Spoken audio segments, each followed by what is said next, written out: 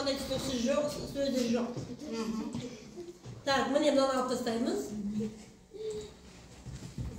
Ағылшынша жазыпты, тағы да жазайық балалар. Тез уақытымыз аз қалды. 1 минут.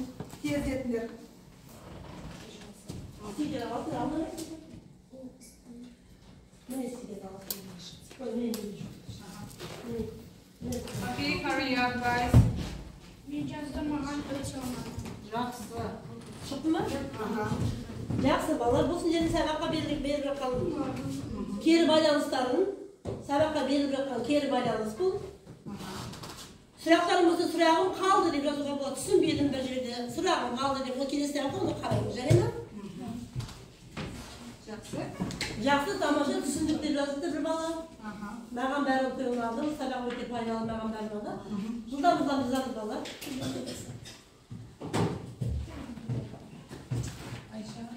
Так, болды ба? Жоқ.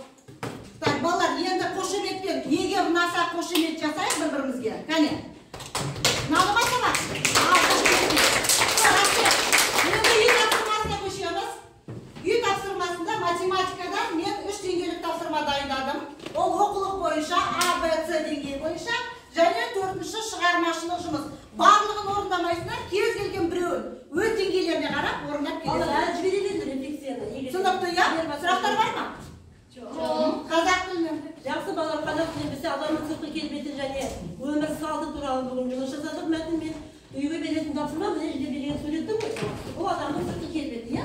Осы келбетіне қарап қалай адам екенін анықтай аламыз. Оның ғана суреттегі кейіпкердің сыртқы бейнесімен өмір салты туралы ойды тұжырымдап мәтін жазасың. Мәтінде кіріспен өлімі негізі, өлімі қорқып, өлімі өз ойынды жазатын боласыңдар, және мәтінде дерексіз зат есімдерді және қатыстық сын есімдерді қатыстыру керексіздер. Міндетті түрде.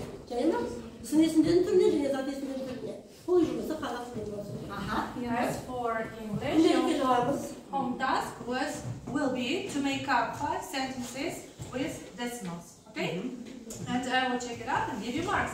So today everybody worked so hard and you did a great job. So thank you very much for this lesson. Everyone was excellent. Thank you. Енді балалар, бағалау парағы тест толтыра қойыңдар.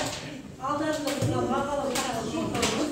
Балдарды содан қоямыз, балдар. Жалған, соны тапсырасыңдар. Келесі сабақта бағалары қойылады.